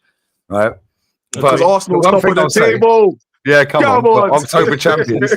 Right. But no, honestly, all jokes aside, yeah, right, Arsenal are bopping this ball down. Look at Slegger's ball. Oi, nearly. Yeah, but all jokes aside, when you said you can see what Semenyo can do, yeah. So what's Semenyo's biggest ever goal that he scored? What's his, what's the goal that's led to something? There ain't one. Semenyo's never played Champions League. Yeah, Rodrigo's scored in finals. Yeah, so people underestimate pressure. Yeah, we see this. Yeah, and I'll give you an easy example of this. That goes back to him playing at Real Madrid. That's just that. But why does he play for Real Madrid? Semenyo can't help that. Why didn't they buy Semenyo? Yeah, from Bath or wherever he was at before that. Yeah.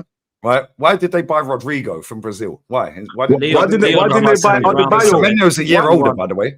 Why didn't they buy Adebayo when he was in France? Why didn't they buy Drop? Like, it doesn't work that way, bro. You're making it like it's, if he was that good, they would have bought him in the first place. There's plenty of players that have to go for a different route than other players.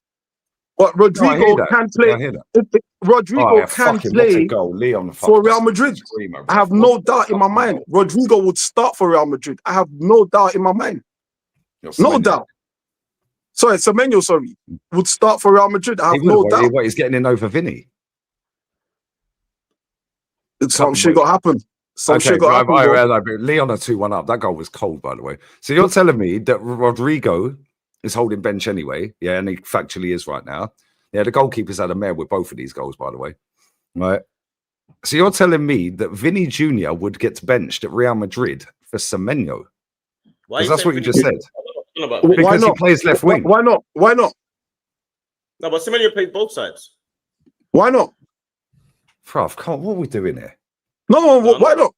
Why not? No. Why? Hold on, tell me why not. Tell you why not, bro. It's Vinny Jr., brother.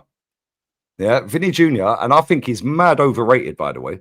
Yeah, I actually think Rodrigo's better than him. Yeah, the problem is, a lot of people do. yeah, I think Rodrigo's better than him. He's technically more sound. Yeah, Vinny loves to play the aggressor. Yeah, and hype up everyone and fucking kick off and moan at refs all the time, which is good. But when it comes to a big game, yeah, I'll tell you who I'm having. I'm having Vinny Jr., not Semenyo. Vinny's done it for years. Like I think he's. Yeah, but so is Rodrigo. And this is my point. Again, what conflating the fact that because Vinny plays for Real Madrid, he's gonna have more chance to play in big games. That's just he decides the big games, bro. He's got a hat trick in the final against Barca. That's just what happens when you play for Real Madrid. Like you're more likely to be involved in the big games. I personally have no doubt Semenyo can do it in the big games. No doubt. No doubt. It's the same with Arteta. Stricto. It's the same with Arteta. You have no doubt that Arteta could be the guy to win us trophies. Well, we've only ever seen him do it once. Yeah, once is better than none. Yeah, cool. And Semenyo's got none. Yeah, but okay. Well, Vinny's got about 16 trophies, and he's decided a lot of the games. Hold on. What did Vinny? Where did Vinny sign from? Vinny, I have no idea if I'm honest. Brazil, I think. Yeah, you fucking go. But you know Bournemouth. So why didn't they buy Semenyo? But you know Bournemouth though. Because Vinny's the same age, by the way. No, but you know Bournemouth though. That's what I'm saying. He's come from a club you don't even know. Bro, you respectfully, yeah, Semenyo played for Bristol, Bournemouth, Newport County, and Sunderland. Name one team before Real Madrid that Vinny played for. We don't know. I actually genuinely don't know what club he came from. Exactly my point. Until you're given the opportunity to play for Real Madrid, you're not gonna get that chance. No, I hear that. So why did they go? Why did they sign him? Not every player goes through that route. Not every player goes through the. No, I hear that. I'm agreeing with you. So, but when you're saying that Semenyo starts over Vinny Jr. is crazy to me. No, I don't know it has to be. I don't know about it has to be because to me, bro, he can. Only thing here that Vinny guts over him is he's a flair player. But Semenyo can do everything Vinny can do, and you lot can click that. No, he can't. He could do take free kicks, left foot, right foot, both wings. Okay, can he score a penalty in a final under pressure against in an El Clasico final? But you're asking a question that he's a situation that he hasn't been in. Thank you, which is exactly why Vinny's better. But exactly goes back to the point that Vinny plays for Real Madrid. What are the chances that Bournemouth are going to be? What's the chances Bournemouth are going to play? Who's Bournemouth's rival? Southampton. Yeah, if we keep it relative. Yeah, Bournemouth's rival, Southampton. Who's Real Madrid's current centre back? Dean Huijsen. Where'd they sign him from? Where'd they sign him from? Where'd they sign him from? Real Madrid. Look at Bournemouth. So why didn't they go and buy Semenyo and get rid of Rodrigo and Vinny? Look at Rafinha. But you're doing all these whys that none of us could answer, bro. Yeah, but you're doing semantics as well by saying he's better than Vinny because he can do everything. You're telling me, yeah. Come on, you're telling me you're trolling, bro. No, do you know what it is, yeah? They didn't need an attacker. They needed a centre back. That's why. They needed centre backs, but they also need an attacker. Yeah, they need an attacker. Let me move this back. Let me move this back. But look, they got Rafinha from Leeds, didn't they? So we're talking about Barca did, yeah. And guess what? The Barca fans wanted him out. Yeah, Hansi Flick comes in and turned him into a goal machine. Yeah, but listen, so there you go. So it can happen. It can come from It can happen. The difference is they signed Huijsen instead. PSG signed Zabarari or whatever his name is at centre half. He's gone PSG. Yeah, Liverpool signed Kirkes. So how comes this all singing, all dancing, amazing player that had his best goal output of a season last season with 11 goals? Yeah, I think he scored 8 the year before and he's already on 6 this year. So how comes no massive football club that is serial winners and big entities, yeah, global fans, all of this and that, yeah, how comes nobody bothered to look at him? Why did we? Because we're gonna offer him big wages. That's why. Why did we sign Wakey instead of Semenyo? Yeah, because he can play both sides. You said it. He can play both sides and he can play. I don't want him anywhere near it. He ain't good enough. I need Semenyo at our club. Yeah, and I'm telling you now, yeah, clip this as well. Dean Huijsen will not be at Real Madrid in 2 years. He ain't good enough. Yeah, and their fans but exactly your point though. Like you say, and you've just contradicted your point. Real Madrid don't sign you because you're an excellent player. They do have the odd players that are not good enough. So signing for Real Madrid is not a sign of like, Oh, Give he's me got a great examples. winning Give me mentality. examples. You're saying Gente and Gravison, yeah? Gravison. Go and ask all the players that played with Gravison. He was the linchpin. Hold on. Oh, but that's you could ask that. But Eden Hazard, for example, bombed at Real Madrid. Say again, sorry. You can't. Eden Henderson, he bombed at Real Madrid, no? Who? Hazard. So what do I call him? Hazard. Yeah, Eden Hazard. Sorry, my bad. I was like, bro. No. Eden I Hazard. mixed up Gravison and fucking Hazardson. yeah. Eden Hazard flopped at Real Madrid. Flopped. Yeah. Jonathan Woodgate. Jonathan Woodgate. People can say Owen, yeah, but if you actually look at Owen's GA for all the GA merchants, yeah, Owen had 18 goals in 20 starts or 16 goals in 20 starts. Jonathan Woodgate just got mad unlucky, I can't lie. Yeah, he scored an own goal on his debut, I think. Yeah, did an ACL or whatever. Sent off. Yeah. Oh, then done an ACL, come back and then done another ACL and scored a goal. Yeah, they shipped him off. James Rodriguez bombed. James Rodriguez did not bomb, bruv. He didn't live up to the hype because it was World Cup hype, but he did not bomb at Real Madrid, bro. He bombed, bro. He bombed. No, he didn't. No, he didn't. He did. I'm giving you players. He did. So, like again, that's what I'm saying. It's like you're looking at Real Madrid. Okay, sorry to cut in there because I do need to bounce, right? Because I'm half hour late for this watch, right? But real talk, yeah, and I'm enjoying the conversation, which is why we're here, yeah, right? But you're telling me, yeah, that when Real Madrid signed Eden Hazard, yeah, you're saying, oh yeah, he's a rubbish player. No, you're not. You're saying when they signed, you're just saying naming players now that bombed and didn't do it and didn't have to live up to hype. When James scored that goal and the grasshopper landed on him, everyone was like, sign up James. We could do the same with Coutinho when he went to Barca. We could do the same with Ousmane Dembele when he went Barca. We could do the same with so many players that we've signed. Yeah, Andre Arshavin. Yeah, would we say he bombed? He was a superstar in the Euros. We signed him. We'll remember the phone call when he's in the snow and all that at Heathrow or whatever, yeah? Right? But at the same time, it's all good after the event. The fact they signed these players, yeah, Hosselu, I'll give you another one, yeah? Before I land and make my exit and let you guys carry on, because Kenny's so polite, right? Hosselu, they got on loan from Espanyol. Everyone was like, who the fuck is this Hosselu? He's in Segunda Division, yeah? Bro, they signed him for the 1.5 million option. Yeah, why? Because he scored 2 goals off the bench against Bayern Munich. Yeah, which helped them go on to win the Champions League. He scored big goals in La Liga all that season off the bench. He was like Mikel Merino. Yeah, which is why I'm saying put Mikel Merino off the bench up front. Yeah, they then signed him for 1.5 million and sold him straight away for 1.5 million. They didn't want to make a profit on him because it's respect. Yeah, no Real Madrid fan wanted Hosselu. Yeah, so I get your point, but at the same time, he weren't starting week in, week out. You're telling me Semenyo starts over Rodrigo and Vinny. That's the difference. Højsund is starting games now over whoever because everyone's injured.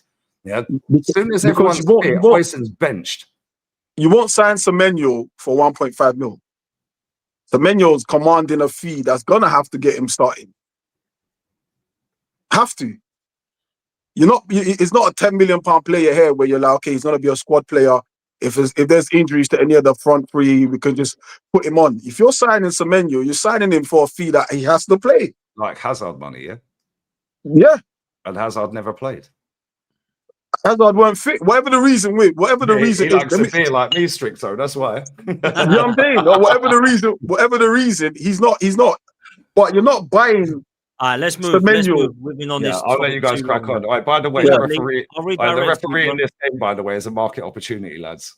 Yeah. And on that bombshell, we're out. Chloe Clutch is going to come up clutch. We're 2-1 down. Love, Dan. Big up Stricto. Oh, you're Chloe Kelly, eh? Cool. Chloe, respect Chloe Clutch, bruv, yeah? And my manager. Bench player.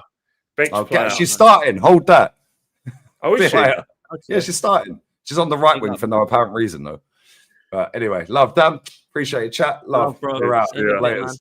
I've got a couple of questions to wrap up with the three of us, right? I'll do some super chats first, and then I'll get out with a couple of questions. Mark says, question for the panel. If Arsenal fail to win anything again this season, are you worried that it could be another Poch and Spurs? Just a good team but fail. I think we are that at the moment, aren't we? We're a good side that keeps coming second and runners up. Big up to Mike for the new membership. Absolute legend. Big up to Billy for the super sticker. Absolute legend. Big up to Che Tanya, who says, sign a proper left winger in January and we win the league. How many games do you think Waneri starts after the Odegaard injury? Show ambition and go for it. Shaitanya, that's a nice little segue into a question I'm going to bring in to close. So keep watching this space and thanks for the super chat, bruv. JJ says, Lee, I agree with your point. However, I think the club are probably paying more for players' contracts to avoid situations like Nasri or Fabregas. It's a good shout, to be fair. Jay says, Stricto would probably say Pedri isn't Premier League ready. I don't think you would. I think everyone knows Pedri's unbelievably ridiculous. Runway says it's like Mane at Southampton. Could see he's a baller. Semenyo has the tech, pace, and physicality, and the mentality is pending. Joseph, big up to you, Joe. Hope you're well. Says big up to Dan and the panel. Semenyo versus Vinny debate. LOL. Yeah, I can't believe we got there, but we did. Listen, there's a couple of questions I wanted to give you a couple of shouts. I'll give you one each so we can get through these quickly. D, I'll let this one come to you. Who do you think should replace Odegaard in that number 10 or that attacking 8? Oh, I think it's simple. I think you just leave Eze in there. I don't think that needs too much thinking. I think you just play Eze in the 10 and we go with that for the foreseeable future. I don't think you need to. Would you play Rice and Zubimendi with him, or would you go with Ethan and Eze either side of Rice or Zubimendi? Rice, Zubimendi, Eze. That's Okay. the first choice midfield right now. Yeah. Interesting. Kenny, I'll give you this one. Who's Arsenal's player of the season so far? I know it's crazy, but I did see this debated today. Our goalkeeper has been our best player. He's, as we said, he's saved us points this season. He's all I can say, and anyone watching who was at the Chelsea game 2 years ago when you were singing Aaron Ramsdale's name after Mudryk chipped Raya, what are you saying now? I did try to tell you that we got gold. We got absolute gold in our hands. He's easier. When fans sing Raya, our best player, that is a point. He's our best player. Easy. Wow. You take him out of the team, we're weaker. He is serious. Yeah. For me, I'll let you give me one name as well, D. I'd actually go with Timber, but I can understand the Raya shout as well. What are you saying, D? Yeah, I would have gone Timber as well, but I think Raya and Timber, them two are up there. I think they're both, honestly, you can't speak highly enough of either of them, man. He's only a midget. He's only 6'1" as well, and they're both young. Mm-hmm. Yeah, they're both young with their positions, man. They really are. They really are. D, I'll let you start with this one. Who do you think has been the best summer signing so far for Arsenal? Oh, for Arsenal, pound for pound signing or just in general? Just in general, who have you been impressed with that we've bought as a new player? Yeah, if you're going to do it like that in general, then it's going to have to be Zubimendi, isn't it? He's been the best so far. But pound for pound signing, I'd say it would be Mosquera. But overall, Zubimendi has been the best signing so far. I think Eze will overtake that at some point. But yeah, it's been Zubimendi, clearly. Even the other day, West Ham came on, you can see the class he's got. He's class. Like, I still don't think he's as good as Partey yet, though. I still don't think he's Partey level. I still don't think he's Partey level yet. I'll be real, but he's a quality player. Kenny, I'm going to go Mosquera because defensively, you take away the panic against Newcastle. I thought he didn't let us down once. Came against Liverpool. I thought he fit in like a glove. For me, he's been Liverpool. Liverpool. He came against Liverpool. He's fantastic. All the other games since then, he hasn't let us down. You now know that you put him in a shirt. That he's gonna be top player for us for the future. Easily for me, he's been our best signing so far. No, I love that. This is again for us all. Who's going to be Arsenal's top goal scorer? I'm going to say Victor Gyökeres and hope I'm right. But D, what you saying, bro? Yeah, it'll be easily Gyökeres, man. It'll be easy. I know that people are giving him a lot of slack right now and stuff like that, but it'll be in with ease, man. Like, he'll start scoring goals. Like, he hasn't even had any chances. Like, if people actually watch the games, I know people, a lot of them, they just look at stats. But if you actually watch the game, you'll know he actually hasn't had any clear-cut chances where you'd be like, oh, he should have scored that. Do you know what I mean? He hasn't had any of them. So he'll be top scorer at the club easy. Kenny? It should be him. But I wouldn't be surprised if it's the main man, Bukayo Saka. I just want to sort of like, get me 2 pence in. He, as far as I know, he's a penalty taker. And as regarding giving the penalty, obviously me and Lee talked about it. We disagreed on it, and I disagreed with you on Lee Judge's TV outside the ground. He shouldn't have got the penalty. The difference, Havertz got the penalty 2 years ago against Bournemouth because he hasn't scored yet. Gyökeres has already been on the score sheet. Scored 2 against Leeds. He scored against Nottingham Forest. He's just going to have to trundle along. He has to quickly, because he's the only striker we've got, get in tune to the way we play. We know what we are getting. We're getting an out-and-out goal scorer who's second tier to a Harry Kane and Mbappe and Haaland and maybe a Lewandowski. So it's a case of he just has to get a lot fitter, and then hopefully the goals will flow. But this is Arsenal Football Club. You're going for the league. You need goals from all over the pitch, not just from him. That's why I still think that keep Saka fully fit. It's highly likely he'll be our main. He'll probably be our top goal scorer.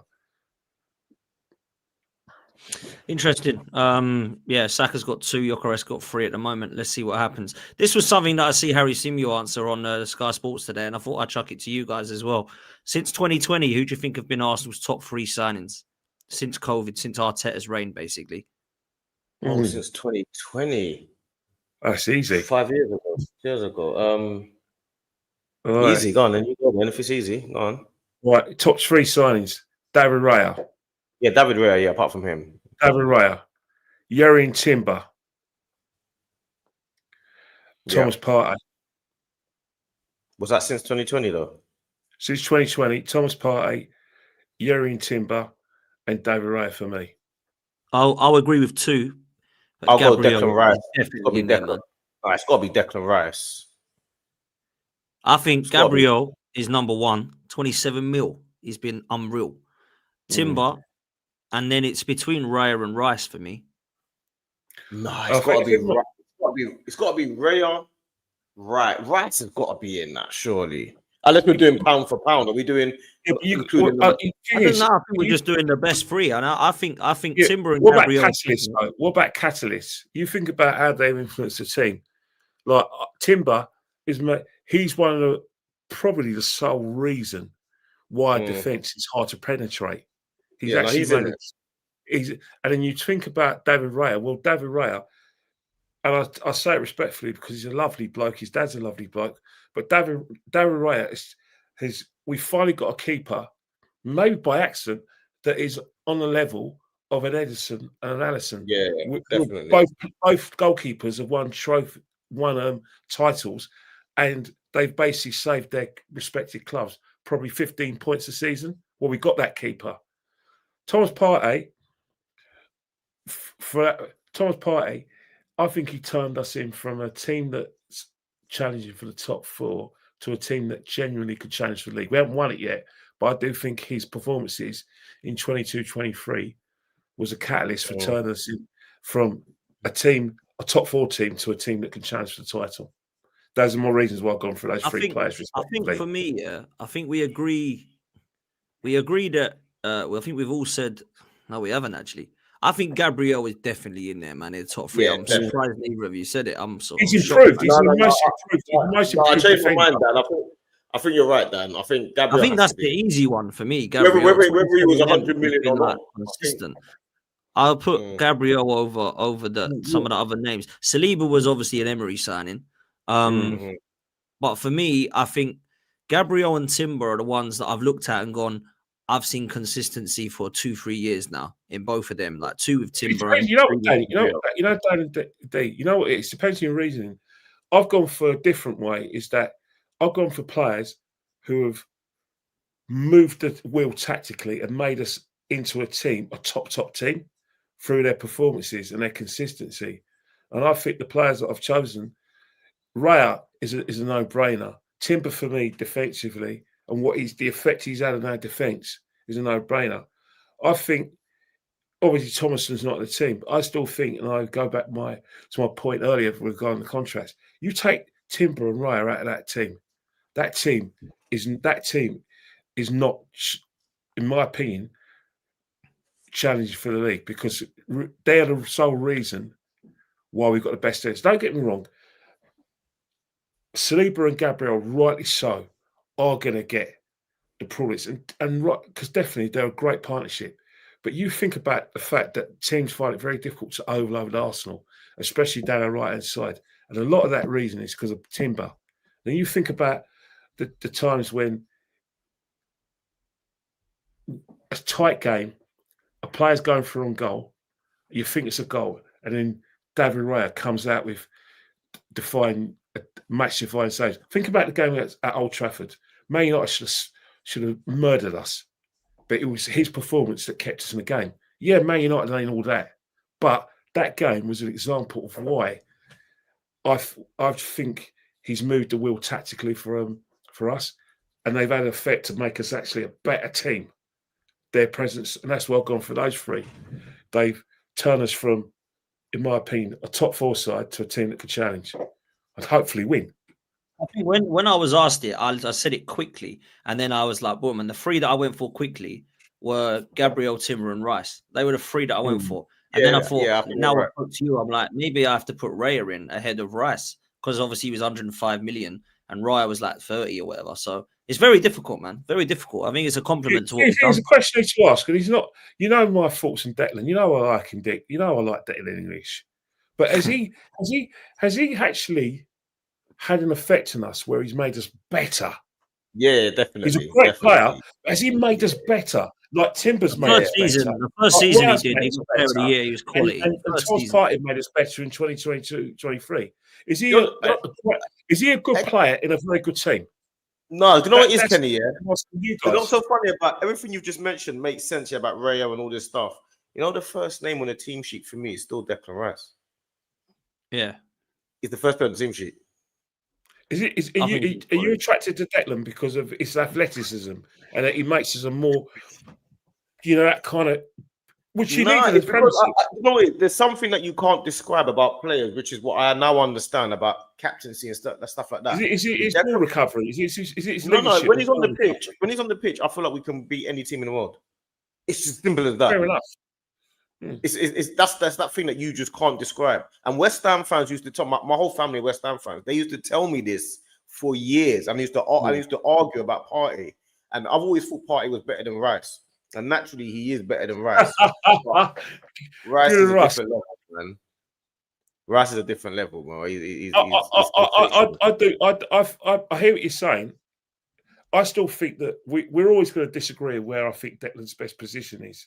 We're always going to agree. I personally want my number 6 is to actually dictate the play and dictate the tempo of the game. I think that the original number 6s are players that do what Declan does excellently well. Very, I've actually murdered the English language, but does very well. Ball recoveries, the best I've seen is Declan Rice, without a shadow of doubt. In terms of like getting back to help, without a shadow of doubt. But in terms off the of ball, he's unreal. Like off the ball, if you want someone and you're at a big club that is on the front foot to dictate the play, to take the tempo of the play, I'm not convinced Declan's that player. And I think that the number 6, the modern number 6, both at international level and at top European Premiership level, has to be that kind of number 6 for me. Okay, look. I'm a fan of, I think he can do both, but I'm more of a fan in the 6. But I love Declan Rice. I'm with D. I think he's one of the first names on the team sheet. But yeah, I thought that was a good question, and I expected it to be a good debate. I'd rather have got it with the others, but I think we'd have been there for about 3 hours if everyone else would have had a chance on that. So I'm glad it's just us 3, man. But look, big up to everyone that's here. We're going to send you over to Lee. He's just doing his watch along now. I think we're 2-1 down to Lee on the Arsenal ladies. So go and show him some love. We've got FamZone TV. Make sure you go and show them some love as well. And you're following Kenny Ken on Instagram. And we'll send you over to Lee Gunner and enjoy the international break like Kenny Ken does, not like Dan Potts. I've got one more thing to say about Arsenal ladies. Sorry, Arsenal. Sorry, guys who go and watch them play. And that includes Albert and Lee showing their true colours, aren't they?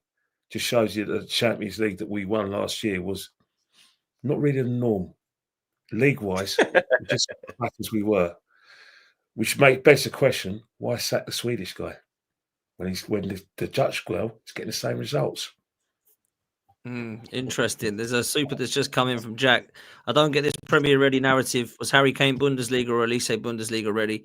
Big up the panel as an example. Big up the panel. Yeah, absolute ledge. Thanks for that, Jack. I appreciate that as well. Kane and Elise, absolute ballers as well, by the way. But anyway, we're playing next month.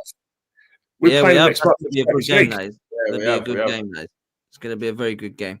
But look, we got to go. We'll send you over to Lee and go and show him some love and hit a like and subscribe on this one.